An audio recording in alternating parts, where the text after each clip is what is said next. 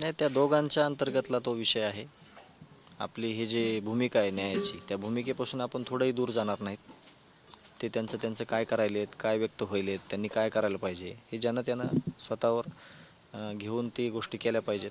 आपण त्याला सांगणारे म्हणजे आपण त्यांना सांगणं हे उचित नाही. त्यांचं त्यांचं जे काय अंतर्गत आहे, त्यांचे काय अनुभव आहेत, त्यावर त्यांचा विचार आहे. आपण त्यावर बोलणार नाहीत. बावनकुळे यांच्यावर तुम्ही नाराजी व्यक्त केलेली आहे, काय नेमकं कशासाठी नाराजी? नाही, नाराजी कुणावरच नाही. नाराजी कशामुळे करायची? जे सांत्वन करायला लोक येत आहेत सगळे, ते आमचं सांत्वन करतायत, कुटुंबात सांत्वन करतायत, गावकऱ्यांशी संपर्क साधतायत.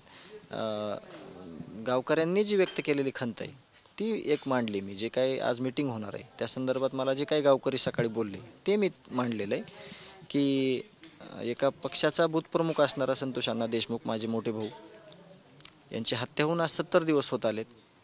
संजय राऊत असं म्हणालेत की जरांगे पाटलांचं आंदोलन संपवण्याकरता भाजपने जे आहे ते सुरेश दसांना पुढे आणलं होतं आणि तेच हे प्रकरण नाही करतात. नाही, ह्या विषयात तो विषय कुठं येतच नाही. जर येत असता तर मी स्वतः 27 तारखेला म्हणजे 26 तारखेला मी संध्याकाळी गेलो होतो. आत्ताचं जे उपोषण होतं दादांचं, त्या उपोषणामध्ये मी 26 तारखेला संध्याकाळी जाऊन 27 तारखेला 12:30 वाजेपर्यंत मी सुद्धा त्या आरक्षणाच्या लढाईमध्ये उपोषण मी देखील केलेलं होतं. एवढा दुःखाचा डोंगर माझ्यावर असताना तो विषय वेगळा आहे. मनोज दादांनी जे उभा केलेलं समाजासाठीचं ते आंदोलन आहे आरक्षणाचं, तो विषय वेगळा आहे. तो कोणीच मोडून काढू शकत नाही.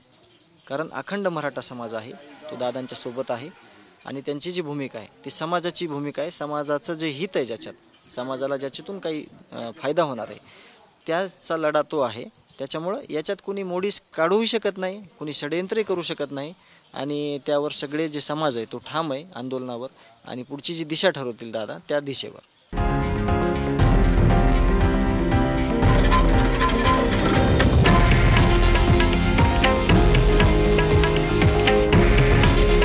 हे आहे देशातील नंबर 1 न्यूज नेटवर्क आणि आपण पाहत आहात TV9 मराठी. काळजी तुमची, हित महाराष्ट्राचं.